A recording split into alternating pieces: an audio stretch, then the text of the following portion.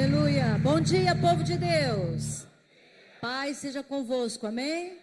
Quem está feliz com o Senhor Jesus, levanta a mão e dá glória a Deus. Aleluia. Irmãos, mais um dia na presença do Senhor, estamos felizes. Desde sábado que Deus está falando conosco, pelo menos comigo. Com você também? Quem já ouviu a voz de Deus, levanta a mão e diga amém. Estamos felizes porque até aqui nos ajudou o Senhor, graças a Deus. Você que trouxe a sua Bíblia, quem trouxe a sua Bíblia aí? O bispo tem o bispo Ronaldo, ele já falou aqui que a igreja de Nova Vida, presta atenção, o pessoal da igreja cidade, nós não estamos condenando ninguém, tá bom, irmão? Só que nós somos o nosso ministério. Então, o que acontece? Eu vi os pastores aqui da igreja cidade usando o aplicativo da Bíblia, né, no celular. Nós damos uma orientação para o nosso povo aqui, não é pecado, entendeu, irmão? Só que o celular não é a Bíblia, amém? Celular não tem só o aplicativo da Bíblia, tem outras coisas também. Então, a gente aconselha que quando você vier para a igreja e a gente pedir para você abrir a Bíblia, aqui na igreja de Nova Vida, abra a sua Bíblia. A Bíblia de papel. Quem trouxe a sua Bíblia, levanta a mão. Levanta a Bíblia. Aleluia. Então, essa Bíblia aí, por favor, abra em 1 Reis, capítulo 19, versículo 4. Nós estamos com equipamento novo de som, da multimídia, de vez em quando há uns apagões aqui. Então, você não estranha, não. A gente ainda está alinhando com esse equipamento novo. Amém? 1 Reis, capítulo 19, versículo 4. Quem achou? Você pode ler junto comigo? Vamos lá, pode ler no telão? Vamos lá, 1, 2, 3. Ele mesmo, porém, se foi ao deserto, caminho de um dia, e veio, e se assentou debaixo de um zimbro, e pediu para si a morte, e disse: basta, toma agora, ó Senhor, a minha alma, pois não sou melhor do que meus. Feche os seus olhos. Abba, Pai, nós te louvamos pela porção bendita e gloriosa da tua santa palavra. Fala aos nossos corações, cura a nossa alma, a nossa forma de pensar, a leitura que fazemos da vida, cura a nossa forma de expressar os nossos sentimentos, cura os nossos sentimentos, a nossa psique. Nós entregamos as nossas vidas pedindo e na total dependência do teu agir. Em o nome de Jesus, que todos digam. O tema que nós colocamos na mensagem é Elias e os dragões da alma. Claro que a pastora Márcia ia falar sobre alma, né? Vocês tinham dúvidas sobre isso? Não, com certeza. Eu até tentei falar outra coisa. Eu até me esforcei, irmãos, pedindo a Deus, Senhor, me dá uma outra coisa que não seja a psique. Mas não teve jeito. Então, nós vamos usar a Elias. É como se nós estivéssemos aqui com a ficha clínica, psicológica, do perfil psicológico de Elias, para estudar um pouquinho sobre esse momento que ele pede a morte. Como é que pode um pastor, um profeta no nível de Elias, hein, irmãos? Um profeta no nível de Elias. Os pastores que estiveram aqui falaram sobre isso um pouco. Cada um deles falou um pouco sobre isso. Foi muito bom. Porque preparou para a mensagem de agora. Deus sabe de tudo e uma mensagem vai edificando outra, que vai complementando outra.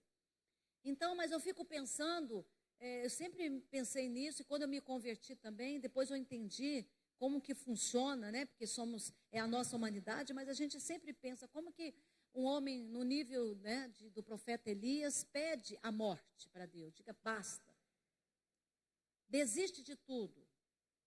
E diz para o Senhor, eu não quero mais o ministério, eu não quero mais o chamado, eu não quero nem viver, nem a vida eu quero mais.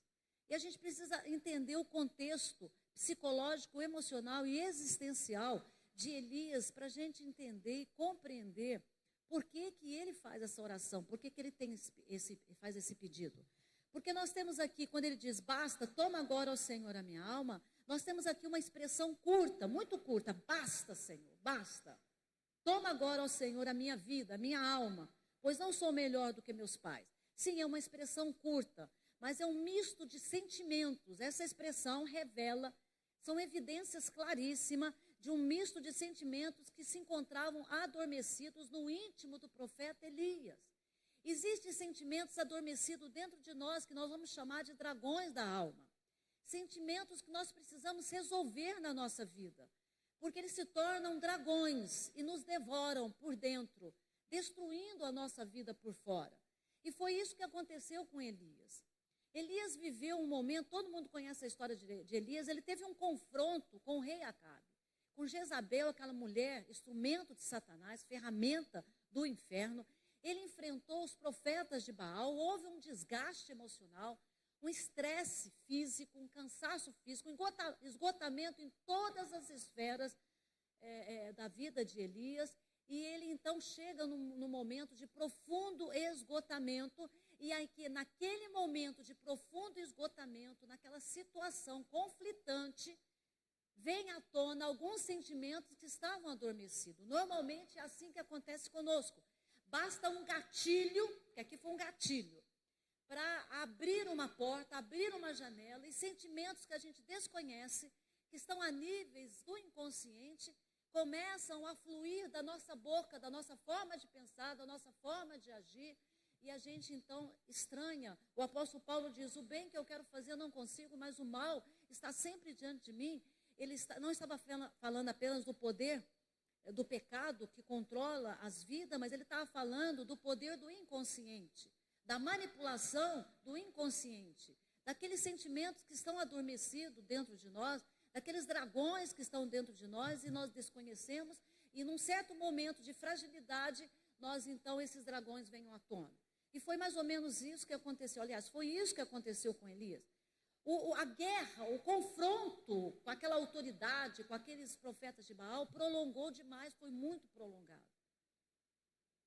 A perspectiva, a percepção distorcida da realidade foi um outro fator que fez com que ele orasse, fizesse essa oração.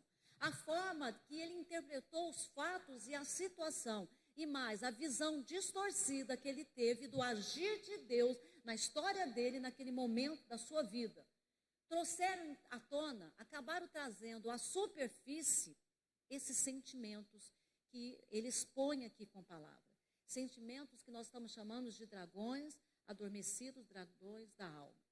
Uma das tarefas mais difíceis da vida, irmãos, presta atenção nisso, é interpretar as experiências vividas naquela ansiedade de buscar uma resposta. O ser humano, ele quer uma resposta para tudo. Tudo nós queremos respostas. Todas as situações que nós vivemos, todas as circunstâncias que nós vivemos, nós queremos uma resposta. Mas você tem que aprender, eu tenho que aprender, que nem tudo na vida é lógico. Nem tudo na vida é 2 mais 2 é igual a 4. Nem tudo na vida é racional. Portanto, a gente faz uma leitura errada porque queremos resposta, não temos resposta porque nem tudo é lógico, nem tudo é racional. E aí ocorre o quê? Nós não aceitamos. Por muitas coisas não serem lógica e racional, nós então não aceitamos determinadas pessoas. E a questão da aceitação é fundamental para ter uma vida saudável emocionalmente. Eu preciso entender essa questão de existência, de propósito, de vida, das coisas que acontecem comigo. Mas eu tenho que olhar dentro da perspectiva de Deus e não da perspectiva humana, porque nós somos limitados, a mente humana é limitada, nem tudo teremos resposta. Por isso que a Bíblia fala de Gênesis a Apocalipse, igreja, que todas as nossas experiências de vida precisam ser interpretadas sempre a partir da perspectiva de Deus, da perspectiva divina e não da perspectiva humana, porque viver é conviver com o inexplicável. Vocês entenderam isso? Eu vou repetir. Viver é conviver com o inexplicável. É conviver com o desconhecido, com o mistério, com o enigmático, com o inusitado. Não dá para ter resposta para todas as coisas. Viver é estar diante do mistério. Que mistério? Do mistério da vida. A vida é um mistério. A Bíblia fala sobre isso. Diante desses mistérios que toca a nossa alma, sim, porque somos seres humanos, toca as nossas emoções, mas transcende a nossa razão. O fato de eu sentir não significa que eu tenho que entender. Porque a minha mente é limitada, a mente do ser humano é miúda, limitada. Há muitas coisas que acontecem conosco extrapolam os limites da nossa compreensão racional e lógica. Quando eu e o bispo, lá na nossa juventude, decidimos andar pela fé. Eu me lembro que depois da ordenação, quando ele foi enviado para São Paulo, num certo período, que depois nós fomos enviados, primeiro nós fomos enviados para estar com o bispo Tito, tínhamos toda uma logística, um suporte, mas depois fomos enviados para sermos missionários sozinhos, sem apoio, sem nada. Nós tínhamos 3 crianças pequenas. E o bispo ali, como chefe de casa, o sacerdote do lar, o cabeça do lar, ele tinha uma responsabilidade com a sua esposa e com seus filhos. E ele sabia que nas condições que ele estava vivendo, não teria, humanamente falando, não teria condições de sobrevivência. Ele teria que abrir mão do ministério para poder voltar às suas atividades seculares. Mas ele tinha um chamado, ele tinha um compromisso. Ele tinha um propósito, ele tinha uma aliança. Ele tinha feito um propósito diante de Deus. E foi um conflito muito grande naquele momento. Mas a fé prevaleceu, porque ele é um homem de fé. A fé prevaleceu. Ele olhou para Deus. E naquele momento, quando nós decidimos, porque foi uma participação dele e a minha participação, a esposa precisa acompanhar os passos do seu marido, para que não haja conflito. E graças a Deus o Senhor tem nos dado essa porção de fé. E quando nós decidimos andar pela fé, diante do mistério da vida, diante da escuridão que nós não sabíamos o que iria acontecer, com todas a vida, com seus mistérios, com todos os seus questionamentos, com todos os seus momentos difíceis, com todas as suas indagações, o que nós resolvemos naquele momento que deu certo e continua a dar certo e dará certo até Jesus voltar? Quem crê nisso, diga glória a Deus. Nós determinamos que a partir daquele momento nós iríamos considerar todas as coisas que iriam acontecer conosco à luz de uma realidade futura já inaugurada em Cristo Jesus. Em cima da palavra de Deus, em cima de uma perspectiva da eternidade, porque em questões de eternidade todas as coisas cooperam para o bem daqueles que amam a Deus. A fé, presta atenção, portanto a fé é um convite, a fé é uma chamada para descansar em Jesus Cristo. A fé não é apenas para salvar a minha alma crendo no Evangelho. Era para descansar a minha alma dos mistérios da vida, dos questionamentos da vida, das aflições da vida. A Bíblia diz em Hebreus, quem crê descansa. A fé sempre olha para frente.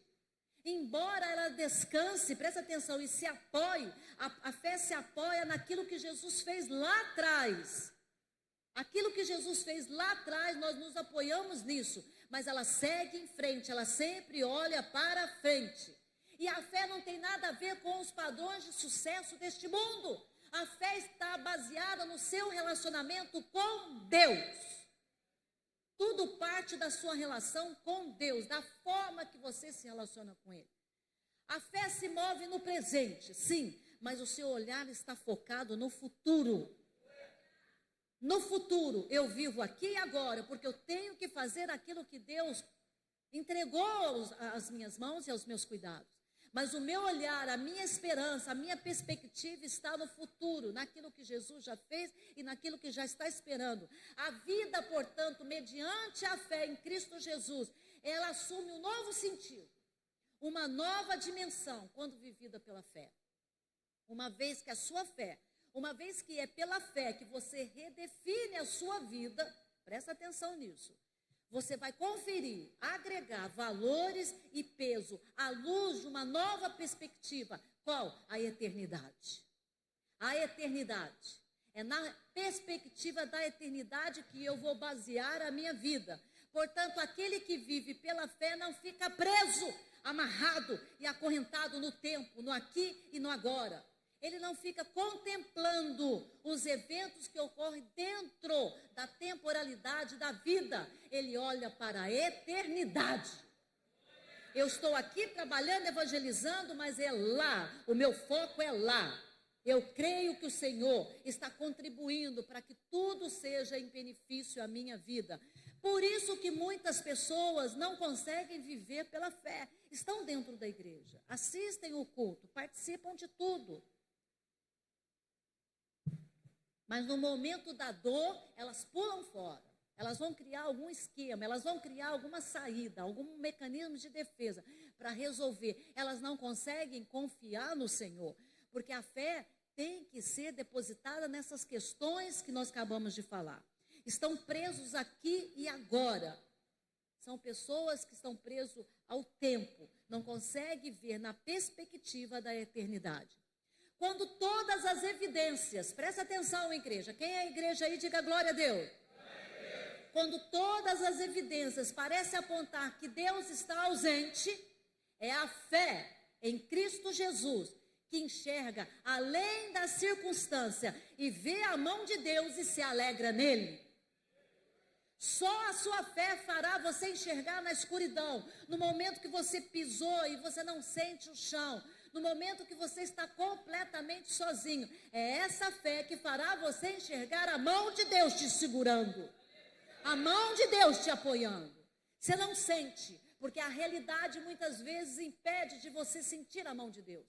A realidade é tão conflitante, a realidade é tão forte, os dragões são tão enormes, que você não consegue sentir a presença de Deus. Mas o justo vive pela fé. Eu não preciso sentir a presença de Deus, eu sei que Ele está comigo. Quem me garante? A palavra de Deus. A perspectiva é sempre essa. Dentro da visão e da leitura de Deus e daquilo que Deus fala. Eu não preciso arrepiar, eu não preciso chorar, eu não preciso fazer nada. Ah, Deus está aqui, não. Se eu não sentir nada, absolutamente nada, eu vou me alegrar no Senhor, porque eu sei que Ele está comigo. Paulo enxergou isso, Paulo conseguiu viver uma vida na perspectiva da eternidade, baseando a sua fé, baseando a sua visão na palavra de Deus. Lá em Filipenses 3, de 13 a 14, ele diz assim, é um versículo muito conhecido, mas é um versículo tão atual, um versículo tão pertinente, tão oportuno para o momento que nós estamos vivendo. Ele diz assim, porque com a pandemia muitos se esfriaram, com a pandemia muitos se desviaram, com a pandemia pessoas esqueceram que havia um Deus no controle do universo. E nós temos que estar alerta a isso, porque outras situações complicadas virão. O apóstolo Paulo diz assim, irmãos, quanto a mim não julgo havê-lo alcançado, mas uma coisa faço, esquecendo-me das coisas que para trás ficam. Olha só. E avançando para as que diante de mim estão, prossigo, diz ele, porque a fé é progressiva, ela não para, ela se move. Os pastores que estiveram aqui falaram sobre esse movimento da fé, e ele diz, eu prossigo para o alvo, para o prêmio da sua... Olha aqui a eternidade, olha a perspectiva da eternidade. Ele diz, olha, eu estou aqui, algumas coisas eu não consegui alcançar, eu estou lutando para alcançar. Tem algumas metas que eu não consegui, tem alguns projetos em Deus que eu não consegui, mas eu não estou parado por causa disso. O fato de não ter conseguido não está amarrando os meus pés e as minhas mãos. Eu sigo em frente trabalhando, eu sigo em frente avançando, ele diz, deixando para trás o que ficou para trás. Aí entra a perspectiva da eternidade que Paulo aqui traz com muita evidência. Ele diz, prossigo para o alvo. Olha a eternidade, para o prêmio da soberana vocação em Cristo Jesus. Aleluia. A fé sim se move aqui, mas o seu alvo é no futuro. A fé se move no presente. Diga comigo, a fé se move no presente, mas o seu olhar está focado no futuro. E é isso que o apóstolo Paulo disse. A fé não pode, escuta só, a fé não é uma ferramenta para apagar a sua memória, para apagar os momentos difíceis que você passou. Mas a fé pode libertar, fé em Jesus, não é fé na fé, fé em Jesus, fé na palavra. Quem crê aí que tem fé na palavra, diga amém. Mas a fé pode libertar você dos sentimentos que prendem você ao passado. O último MTL que nós tivemos aqui especial, nós falamos sobre o ciclo da dor. Existe um ciclo da dor. Quando você vive uma situação, uma circunstância muito forte, muito difícil, como uma perda de uma pessoa querida, é um ciclo de dor. Mas a Bíblia fala que toda dor, ela inicia, mas ela termina. A tribulação é passageira. Então ela tem um ciclo, ela inicia, ela tem um momento que ela inicia pelaquela situação, e ela dá um giro, mas ela termina. Mas existem pessoas que estão presas ao ciclo da dor. 30 anos, 20 anos, 40 anos, na mesma dor, na mesma situação, porque não fechou o ciclo. A fé fecha o ciclo da dor. Porque a perspectiva é de Deus, a leitura que eu faço é divina, é no olhar de Deus, é na lente de Deus, é na visão de Deus, é na leitura de Deus, numa perspectiva da eternidade. Vou repetir, em questões de eternidade, todas as coisas cooperam para o bem daqueles que amam a Deus. Então, aleluia, aleluia. Eu não estou entendendo agora, por isso que eu digo, basta. Por isso Elias disse, basta, leva a minha alma, porque ele não estava entendendo, a visão estava distorcida. Houve uma situação ali e ele não conseguiu superar aquela situação. Não há como, presta atenção aqui, não há como esquecer as cicatrizes impregnadas na nossa alma que a dor deixa, a dor que enfrentamos na vida. Mas é possível aprender com elas. Eu aprendo com a dor, eu aprendo com as cicatrizes. Há um propósito para tudo que eu passo na vida, mesmo que eu não entendo. Amém? Eu não entendo, mas se Deus permitiu, há um propósito e eu confio no propósito de Deus. Isso é viver pela fé. A dúvida vê o obstáculo, a fé enxerga o caminho. Eu vou repetir. A dúvida, a incredulidade vê o obstáculo, a fé enxerga o caminho. E aí o que acontece? Vamos analisar aqui o significado do basta, chega de Elias. O significado espiritual, rapidamente, psicológico e existencial. Primeira coisa que eu vou falar, que eu já falei e vou repetir. Elias estava esgotado, completamente. O profeta chegou ao limite emocional. Ele chegou ao limite físico e espiritual. Por isso que ele diz, basta, toma agora, ó Senhor, a minha alma. Coloca o slide 7, eu vou falar rapidamente, você pode acompanhar pelo slide aqui. Alguns significados, eu vou falar só 2 nesta manhã, porque não dá tempo, apenas 2. Mas nós temos aqui 13 significados do basta de Elias. Claro, um significado emocional, existencial e psicológico. Diz assim, basta significa uma expressão de desabafo. Uma expressão que revela o estado de nossa mente, alma e coração. Uma expressão de nossa humanidade. Uma expressão de nosso esgotamento físico, emocional e espiritual. Uma expressão que revela os limites de nossas forças. Uma expressão que revela a nossa limitação em compreender a realidade que nos cerca. Uma expressão que revela a nossa incapacidade de lidar com uma situação que se prolonga por muito tempo. Uma expressão de nossa frustração frente a uma realidade além da nossa compreensão. Uma expressão que denota desânimo e cansaço. Uma expressão de desesperança diante de uma questão não resolvida. Uma expressão do reconhecimento de nossas limitações frente à imensidão da missão, da tarefa. Uma expressão de nos sentirmos solitários diante de um desafio gigantesco. E uma expressão de nossa incompreensão ao método ou ao agir de Deus. Vocês conseguiram captar alguma coisa?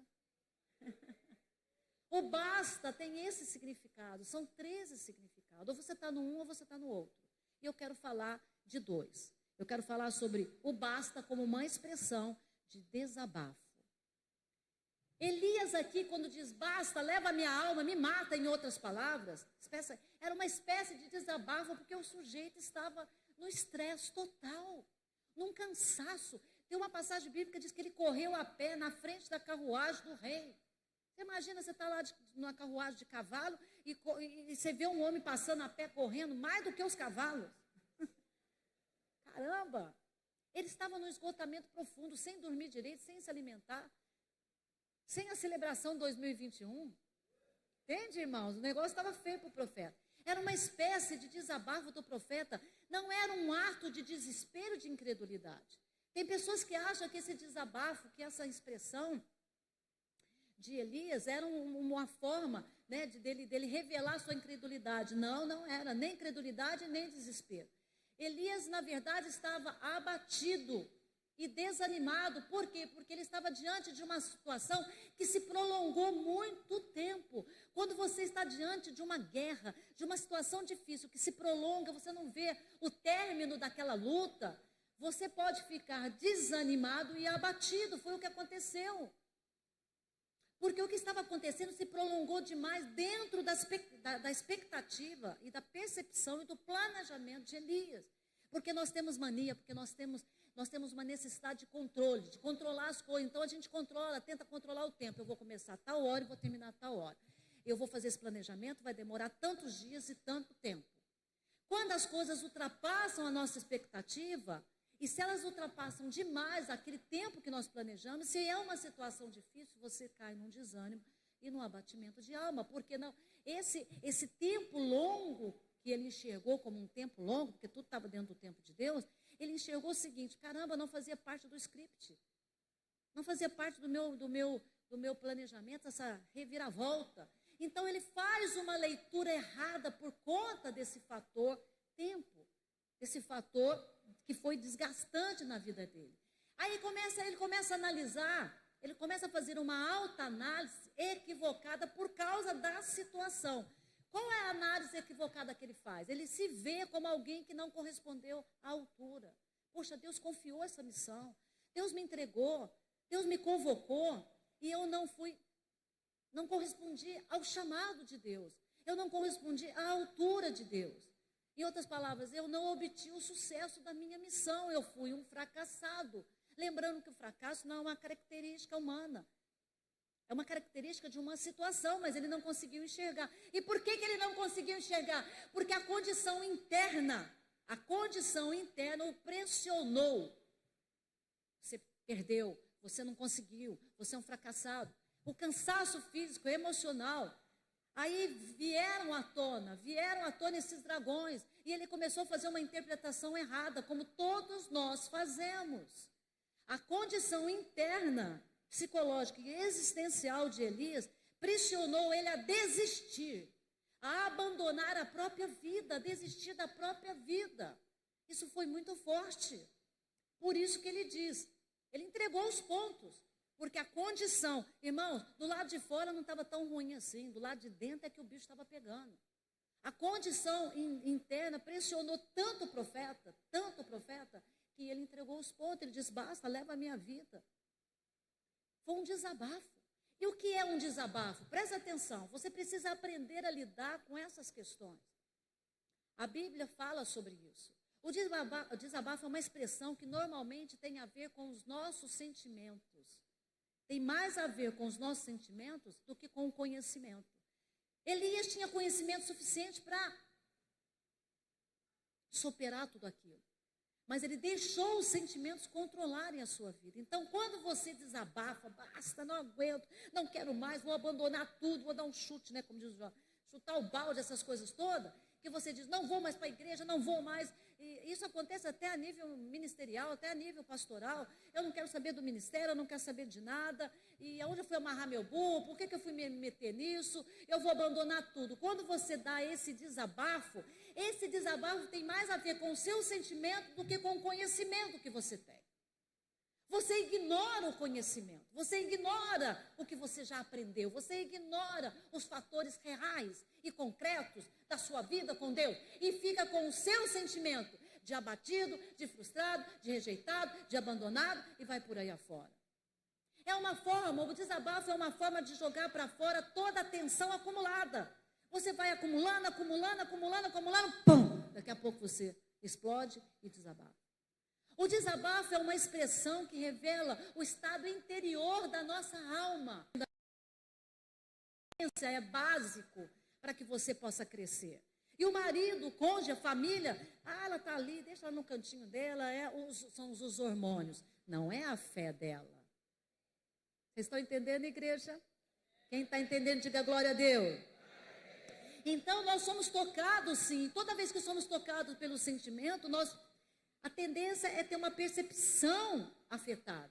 Aí a gente começa a enxergar as coisas por uma lente obscura, por falta de entendimento.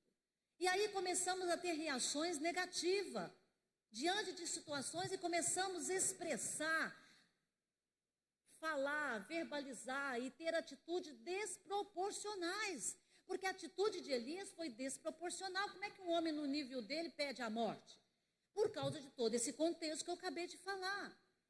E toda essa pressão que nós vivemos, e toda essa falta de entendimento, de discernimento, de entender o que está acontecendo, prejudica você, faz você ferir outras pessoas e a si mesmo. Você destrói relacionamentos. Famílias são destruídas por conta disso. Igrejas são danificadas por conta disso. Ministérios são abandonados por causa disso. Desvios de rotas, caminhos que não têm mais retorno. Mas aqui, presta atenção, pastora, mas de vez em quando a gente tem que desabafar, sim. O grande problema do desabafo aqui, a questão maior do desabafo, é quando ele deixa de ser algo, um acontecimento casual, um acontecimento eventual, e passa a ser um padrão de comportamento. Vocês estão entendendo, irmãos? Quem consegue? Vocês estão olhando para mim, parece umas corujas. Vocês estão entendendo ou não estão entendendo? Amém, aleluia. Então, o que não pode acontecer é que o desabafo não pode virar um comportamento, um padrão de comportamento. Todos os dias, todos os momentos, todas as situações. Tem que ser algo esporádico, de vez em quando. Você está na tensão violenta, um acúmulo de tensão, de preocupação, aí você dá aquele... mas daqui a pouco você fala, ai Senhor, não é assim? Ai Senhor, em nome de Jesus, me perdoa que eu acabei de falar. Né? Que a gente, eu quero abandonar tudo, quer saber? Eu odeio. Às vezes a gente fala, eu odeio essa situação, eu odeio essa pessoa. Ai meu Deus do céu, por que eu falei isso? Em nome de Jesus. Quando é eventual, você cancela logo a palavra, recolhe a palavra, pede perdão, ajoelha, chora. Ai, aleluia. Mas quando não é, quando vira um padrão de comportamento, a doença está instalada, o pecado está instalado e o mal está instalado. Não pode virar um padrão de comportamentos. Quando isso ocorre, é porque os sentimentos da pessoa e a forma de pensar já está nas raízes do solo do coração. E a pessoa vai ter uma dificuldade imensa de mudar esse padrão de comportamento, esse padrão, essa estrutura de pensamento. Mas por que, pastora Márcia? Por que é difícil mudar? Porque a sua forma de pensar e a sua forma de falar é resultado do seu comportamento que já se tornou um hábito.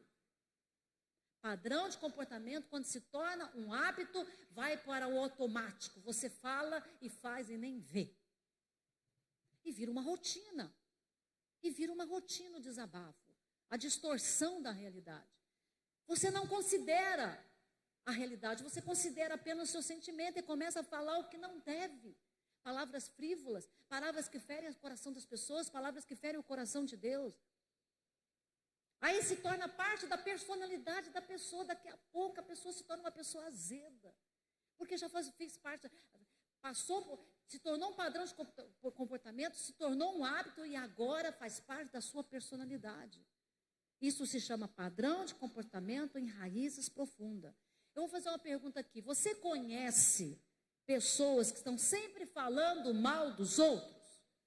Olha só. Quem conhece, levanta a mão. Todo mundo conhece. Pois é. Nós conhecemos, mas nós também falamos. Fala a verdade, né? Então vamos lá. De vez em quando a gente escapa, fala de alguém. Quando esse falar mal não é um hábito, não é um comportamento, ela se retrata logo, ela se conserta logo e ela fica se vigiando para não repetir a dose. Porque ela sabe que isso é antibíblico.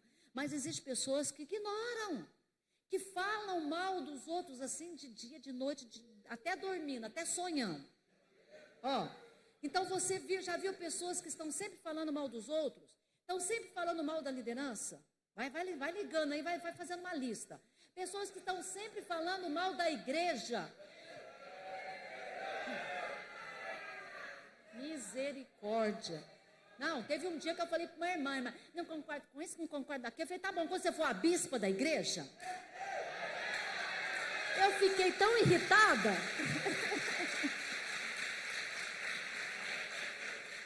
Irmãos, eu fiquei tão irritada que eu sou sangue quente, né? Então, vocês sabem como é que eu sou, né? Sanguíneo. Eu fiquei tão irritada com a irmã, não concordo com isso, não concordo com aquilo. Eu falei assim, irmã, então quando você for a bispa, que Deus te constitui bispa da igreja, você faz conforme a tua cabeça. Mas enquanto você não é bispa, obedeça o bispo Ronaldo. Oh, glória! Irmãos, as pessoas querem mandar. O que nós aprendemos aqui? Para liderar tem que servir. Não querem servir, quer ser líder? Todo mundo quer ser. Ninguém quer ser índio, todo mundo quer ser cacique. É cacique que fala? O chefe. Ué, mas tem que ser índio primeiro, gente. Entendeu? É uma distorção da realidade. Aí fica desabafando. Não concordo com isso, que coisa chata é aquilo que. A alma está doente dessa pessoa. É uma alma doente, é um espírito, uma psique doente. Aí vamos continuar aqui, não acabei não. Fala mal da liderança, fala mal da igreja, fala mal dos irmãos. Estão sempre murmurando, estão sempre fofocando. E estão sendo sempre criticando. Caramba, só Jesus na minha vida. O que essas pessoas estão fazendo? Elas estão desabafando os seus dragões. Está cheio de dragão dentro dela, consumindo, destruindo a sua vida. Elas estão expelindo o seu sentimento de descontentamento e contrariedade. São pessoas, essas pessoas que virou um padrão murmurar, virou um hábito queixar, virou um hábito falar mal dos outros, virou um hábito fofocar. Essas pessoas são pessoas amarguradas. Não é a Bíblia que apenas está falando, é a ciência, é a psicologia. A psicologia é a ciência que estuda o comportamento humano. Eu não estou falando coisas aqui que não existem. Eu estou falando a realidade dos fatos. Fatos reais. Pessoas que se tornou fofoqueiras, críticas e que falam mal de todo mundo, que se tornou um hábito, um padrão de comportamento, são pessoas amarguradas, são pessoas frustradas, revoltadas e pessoas que foram incapazes, que são incapazes de enxergar a si mesmas. Pessoas que não souberam lidar com os seus traumas, que têm traumas mal resolvidos, perdas mal resolvidas, uma demanda interna mal resolvida. Aconteceu alguma coisa e ela jogou para debaixo do tapete e continuou a vida. Só que essa vida que ela continuou, azedou ela e ela está azedando todo mundo do lado. Está azedando a igreja, o MD, o MTL, a família dela e o cônjuge dele. Vocês estão entendendo, igreja? Eu não posso pegar uma sujeirinha e colocar debaixo do tapete e achar que a minha vida vai estar tudo bem. Não estará bem. Resolva as suas demandas internas. Você veio aqui de manhã para ouvir a voz de Deus? Quem veio ouvir a voz de Deus? Então assim diz o Senhor dos Exércitos: resolva as suas mazelas psicológicas e emocionais. Resolva o que está dentro de você. Ah, do lado de fora está tudo bom, legal, bacana. Pelo amor de Deus, não viva dessa forma, se iludindo a si mesmo. Porque o maior tolo é aquele que ilude a si mesmo. Você sabe da realidade, você sabe que existe coisa, dragões dentro de você. Você sabe que você tem que matar esses dragões, você tem que resolver essa demanda. Então, essas pessoas aqui são pessoas que não resolveram, que não souberam lidar com seus traumas e com as decepções e frustrações ao longo do tempo. E foi um acúmulo. E aí foi produzindo um tipo de bactéria existencial, uma bactéria emocional e espiritual, que foi infectando a forma dela pensar, a forma dela falar e a forma dela se comportar. Você fala, caramba, essa pessoa está tão diferente, ela era mais espiritual, ela era de oração, ela era mais paciente, ela era mais tolerante, mais amorosa, ela está estranha. Seu comportamento, ela chega na igreja e não consegue nem adorar. Você já viu pessoas que não conseguem adorar na igreja? Irmãos, eu nem abro o olho quem está perto de mim. Porque se eu vejo uma pessoa igual uma estátua, aquilo me dá uma aflição. Eu fico numa aflição profunda, porque como é que pode estar no louvor assim, ó? Está morto, esqueceu de cair. Morreu e nem sabe que morreu. Ele está tão longe, ele se distanciou tanto da realidade, que ele se perdeu nas suas mentiras, se perdeu no seu mundo imaginário. Porque não é possível entrar no louvor como da Igreja de Nova Vida e ficar igual uma estátua, sim ou não? Eu tenho que fazer alguma coisa, pelo menos levantar a mão para disfarçar. Eu estou dando um exemplo, mas existem outros exemplos. Pessoas que estão infectando os seus relacionamentos. Por quê? Porque a sua forma de pensar, de falar, de se comportar mudou. Mudou por quê? Por causa dos seus dragões internos, mal resolvidos. São pessoas amarguradas e a murmuração e a queixa, o falar mal se tornou um hábito, se tornou um padrão e a vida dela está insuportável. E faz a vida dos outros também insuportável. Essas pessoas são pessoas rígidas, inflexíveis. A Bíblia diz que quem não dobra será quebrado por Deus.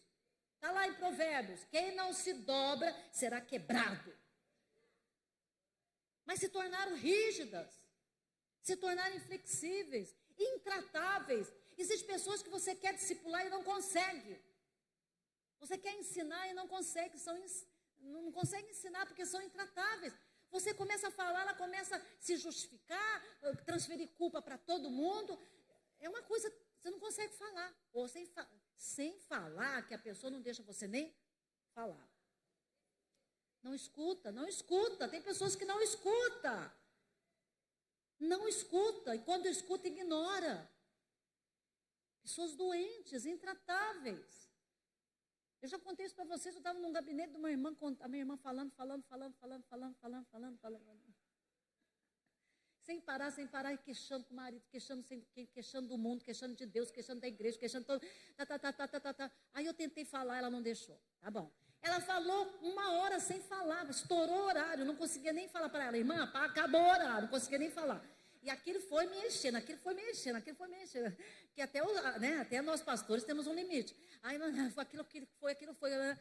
Mas irmã, não consegui. Não consegui. Dei um soco na mesa. Pare, irmã, em nome de Jesus. Aí ela se assustou. Ai, pastora. Eu falei, pelo amor de Deus, deixa eu falar. Acabou. Ela ficou quieta, não falou mais nada.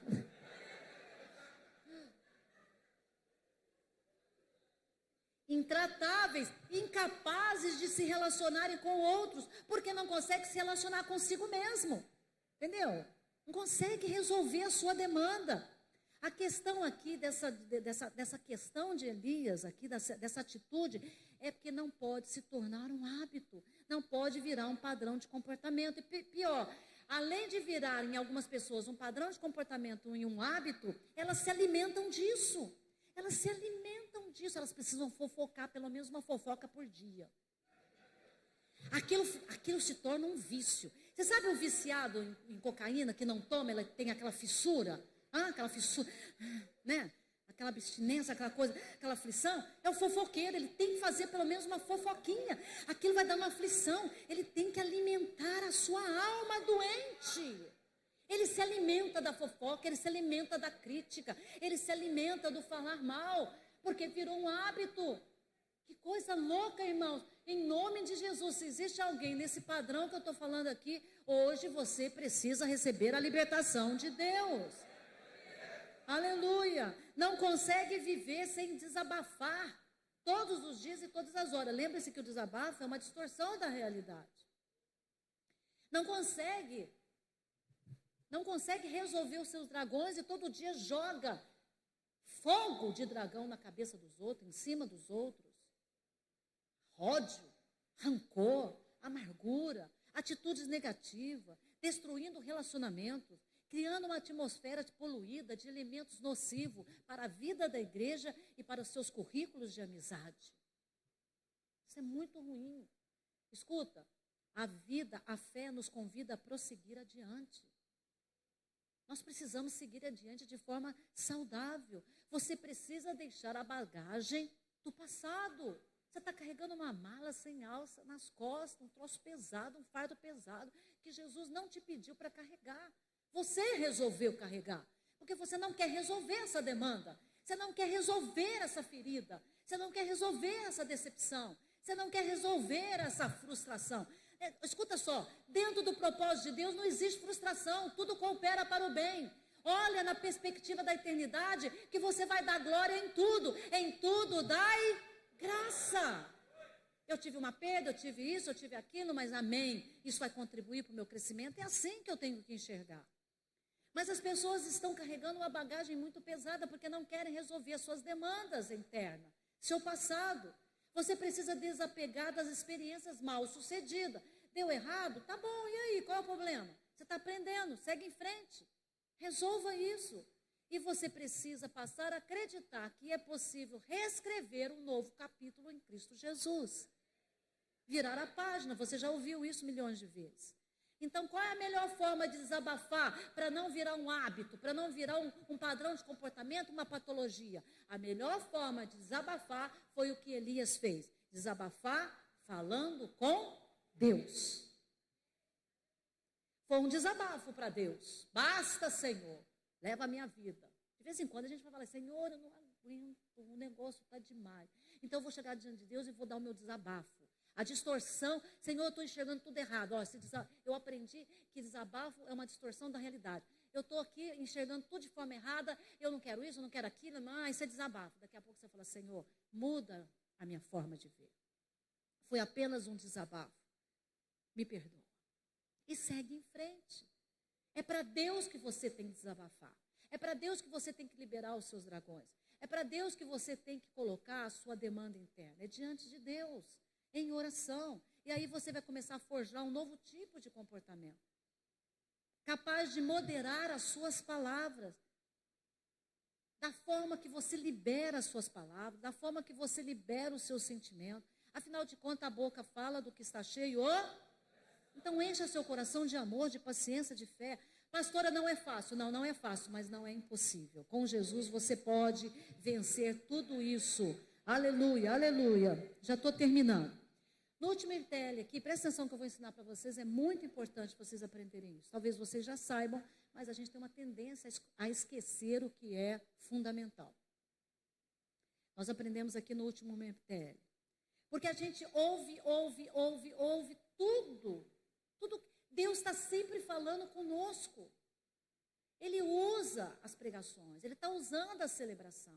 Ele usa a Bíblia, ele usa a circunstância, ele fala diariamente. Ninguém pode dizer que Deus não falou, não avisou, porque ele avisa. Mas nós ignoramos os avisos de Deus. Nós ignoramos os avisos de Deus. Nós achamos que podemos viver sem atender os pedidos de Deus. Mas não podemos. Presta atenção numa realidade que eu vou contar para você, que eu vou falar para você, de pessoas que ignoram as orientações dadas por Deus. Quando você ignora os componentes emocionais, a maioria das pessoas na igreja ignoram o seu componente emocional, a sua demanda interna. Elas estão preocupadas com o estereótipo, elas estão preocupadas com o exterior, elas estão preocupadas com a demanda do lado de fora e esquecem da sua alma e da sua psique. Do cuidado, do que está acontecendo dentro dela. Então, o que acontece? Quando você ignora o componente emocional em seu crescimento espiritual, quem quer crescer espiritualmente aqui, levanta a mão e dá glória a Deus. Aleluia. Então, para você crescer, você não pode ignorar, em nome de Jesus, os seus componentes emocionais. Porque o seu componente emocional, a sua demanda interna está relacionada, vinculada ao seu crescimento espiritual.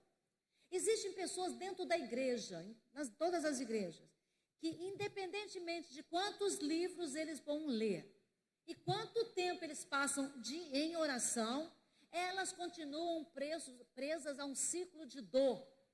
Elas continuam presas a sentimentos negativos que estão destruindo a sua vida e estão impedindo dela crescer. Essas pessoas continuam presas a ciclos de dor e de imaturidade. Porque eu conheço pessoas de oração, pessoas que oram todos os dias, gastam horas na presença de Deus, que leem a Bíblia, que leem muitos livros, mas estão presas, são meninos na fé, não crescem, não avançam, porque estão presos emocionalmente, espiritualmente, estão fazendo tudo direitinho. Você fala, meu Deus, não consigo entender porque acontece aquilo com aquela irmã. É uma irmã de oração. Irmãos, presta atenção. Se a pessoa é de oração, mas ela não resolveu a sua demanda emocional, ela é menina na fé. Ela é criança na fé. O fato dela orar não significa que ela é adulta. Ela apenas está cumprindo uma disciplina, que é importantíssima, que vai trazer revelações, que vai trazer bênção. Mas ela precisa também cuidar do seu componente emocional e não só espiritual. Ela precisa permitir que Jesus transforme fatores a nível inconsciente, fatores internos sentimentos internos, dragões que estão internos, para quebrar o ciclo da dor e quebrar o ciclo da imaturidade. Porque eu conheço pessoas, de 90 a 100 pessoas de cabelo branco, como o meu, crianças na fé, tomando leite. Você chega perto da pessoa, ela está com a mesma dor, a mesma história, a mesma queixa, queixas e as mesmas murmurações. E você conhece pessoas jovens, madura na fé, madura no interior. Eu vou repetir, você precisa resolver as suas demandas internas. Você precisa resolver as suas feridas, fazer uma investigação. Quando você compreender isso, quando a sua mente abrir em nome de Jesus, e que abra agora em nome de Jesus. Quando você compreender que esses componentes sobem debaixo da superfície da sua vida, quando eles não são transformados por Jesus, quando você descobrir isso, que você não deixou transformar, porque existe um elo indissolúvel. Presta atenção aqui, existe um elo indissolúvel entre a saúde emocional e a maturidade espiritual. Se você quer crescer como pastor, se você quer crescer como diácono, se você quer crescer como servo de Deus, como mulher, como mãe, como homem, como servo, como cristão, como jovem, você precisa observar e dar atenção especial ao seu emocional. A sua demanda, as suas feridas internas, seus sentimentos negativos. Porque existe um elo indissolúvel entre a saúde emocional e a maturidade espiritual. Presta atenção nessa frase aqui. Não é possível ser espiritualmente maduro enquanto se permanece emocionalmente imaturo. Deu para entender? Vamos repetir comigo? Os jovens vão repetir bem forte, os irmãos, as irmãs, vamos lá. Não é possível ser espiritualmente maduro enquanto se permanece emocionalmente imaturo. As emoções têm que amadurecer. O homem interior tem que amadurecer. Na perspectiva da eternidade. Na perspectiva da fé. Controlando o que fala, controlando o que sente, controlando o que pensa. Crendo que Deus é fiel, crendo no controle de Deus, crendo na palavra de Deus. Vigiando a sua boca. Não deixar a sua doença passar para o irmão. Não deixar a sua patologia infectar uma igreja inteira. Infectar o ND, infectar a família, o casamento e destruir as coisas. Você tem uma responsabilidade com a sua vida. Você é gestor da sua vida. Você tem que saber o que deve e o que não deve entrar no seu coração. Você tem que administrar isso. Não, isso aqui não é de Deus, isso é lixo. Eu repreendo em nome de Jesus.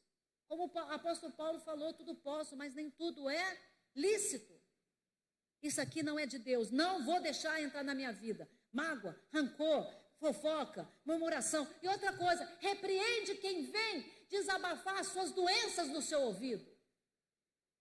Você é lixo para receber lixo? Porque existe muita gente aí soltando lixo pela boca. Você é uma lata de lixo? Se alguém vem murmurar, questionar, falar assim, olha, se você está com um problema, vamos lá levar o pastor. Que aí o pastor vai te ajudar, porque eu não tenho condições de te ajudar. E não ficar ouvindo e dando vazão e alimentando a doença da pessoa. Você tem uma responsabilidade com a sua vida, com a vida do outro. Uma vez eu falei isso para uma esposa. Eu falei assim, não seja Safira. Quem lembra da história de Ananias e Safira? Ô, irmãos, Ananias chegou em casa e falou, mulher, estamos aqui, ó, com muito dinheiro, vendi uma propriedade, está aqui, ó, muito dinheiro. Mas está todo mundo dando dízimo, oferta lá para o pastor Pedro. Não vou dar tudo isso, não. Vou fazer o seguinte. Criou uma estratégia. Criou uma mentira. Ninguém tinha pedido, ele não era obrigado a dar. Ele não era obrigado a dar. Ele não precisava fazer aquilo. Mas a ganância, a cobiça. E ele então fez uma estratégia mentirosa. E a mulher diz assim, muito bem, marido, que estratégia maravilhosa, conta comigo na sua mentira. A salvação é individual. Você não nasceu grudado com o seu marido, nem com a sua esposa. Você tem um chamado. O meu chamado é meu. É um chamado que dá suporte ao meu marido. Eu tenho uma missão. A missão é minha. Qual é a missão? De dar um suporte ao meu marido. E eu estou cumprindo isso em nome de Jesus. Mas a missão é minha. Se ele não cumprir a missão dele, eu vou cumprir a minha. Eu vou cumprir a minha. Se um dia o meu esposo bater a cabeça, ficar maluco, chegar em casa e falar assim, a partir de hoje ninguém vai dar nada, não vai orar. Não ora você, eu vou orar. Ué, eu sou um ser individual. Eu tenho uma missão diante de Deus. Eu vou ser submissa ao meu marido? Sim. Mas uma submissão inteligente. Uma que não fere isso. Porque acima da cabeça do meu marido está a autoridade da palavra. Mas tem mulheres que não fazem isso. Quando a esposa vê o marido abatido, caído, o que ela tem que fazer? Ele está lá, está igual Elias, basta, não quer mais nada na vida. O que ela tem que fazer? Não, marido, não faça isso, eu estou contigo. Nós vamos vencer, vamos conversar, vamos procurar um profissional, vamos procurar uma pessoa para nos ajudar. Não, é isso mesmo, marido, eu concordo com você. E fica murmurando junto com o marido e queixando com o marido, vai para o buraco os dois. Ou vice-versa, a mulher está lá azeda, não está querendo abandonar tudo, está insatisfeita com a vida, o marido. Irmãos, nos meus momentos de dragões, nos meus momentos de desabafo, meu marido foi um homem exemplar na minha vida. Eu repreendo essa palavra que você falou, Márcia. Você está falando isso porque você está abatida. Abaixava a cabeça, com medo de apanhar. Não faça isso.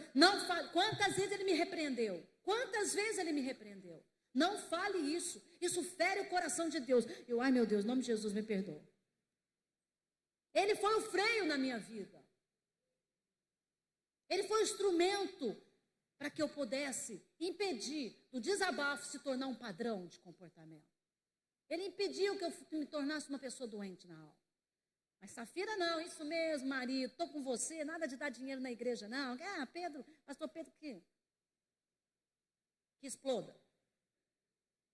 Isso mesmo, e os dois foram juntos, parceiros da mentira. O que aconteceu?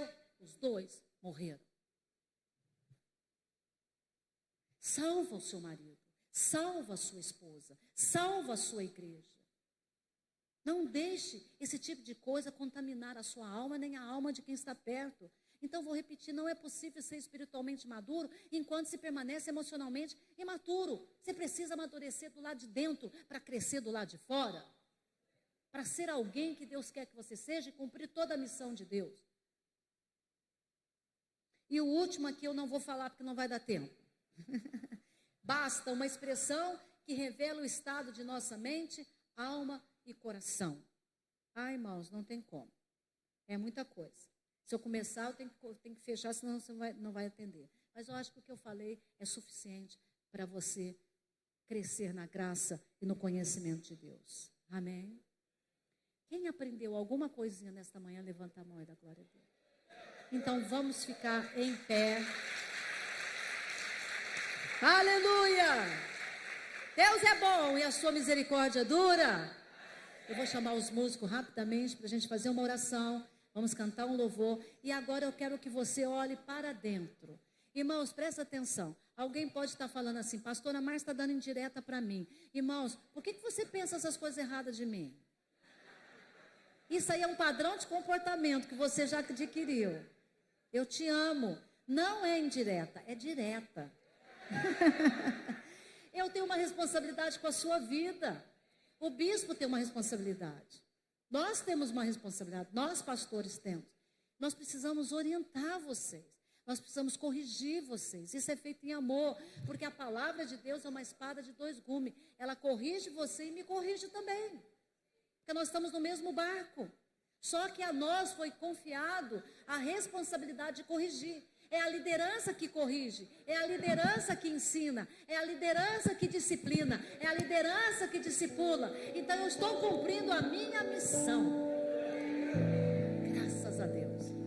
Quando eu chegar no céu, eu falar, Senhor, eu falei tudo, falei de dragão. Eu falei de tudo, Senhor. Eu falei de Elias, falei do basta de Elias. Eu ensinei, fiz a minha parte. Agora você fará a sua. Não deixe que essa patologia interna se torne um hábito, um padrão. Livre-se disso. Cresça emocionalmente, cresça espiritualmente. Deixa Deus agir na sua vida. Naquela área da sua vida que você trancou a isolamento, afastamento, silêncio. Não resolve, não é tudo paliativo. Vai no quarto escuro, vai naquele lugar onde está aquele dragão, mata esse dragão, resolve essa demanda, seja curado em nome de Jesus e cresça na graça e no conhecimento de Jesus. Vamos cantar. Levanta a tua mão direita e diga: Senhor meu Deus, cura as minhas emoções, cura a minha psique. Se existe em mim algum padrão de comportamento doentio, patológico, nocivo, tóxico, Senhor, me cura, me revela, quebra o ciclo da maldição, do hábito errado, quebra o ciclo da dor, da imaturidade, me ajuda a resolver as minhas mazelas na alma, na mente, muda a minha forma de falar, de pensar, de enxergar, de me comportar. Eu entrego a minha vida, pedindo a tua ajuda, que hoje comece um processo de libertação, de cura, de restauração, de terapia, de crescimento. Em o nome de Jesus, que todos digam, fala para a pessoa assim, ó, mata os seus dragões. Fala para outra pessoa, mata os seus dragões. Agora fala para você, ó, fala assim, ó, fala seu nome e diz assim, ó, Márcia, mata os seus dragões. Amém? Que o Senhor te abençoe. Presta atenção agora. Nós temos 10 minutos para o cafezinho, toalete. O pastor Daniel estará aqui ministrando. Eu tenho certeza que será uma palavra riquíssima. Então, rapidinho, 10 minutos. Que Deus te abençoe.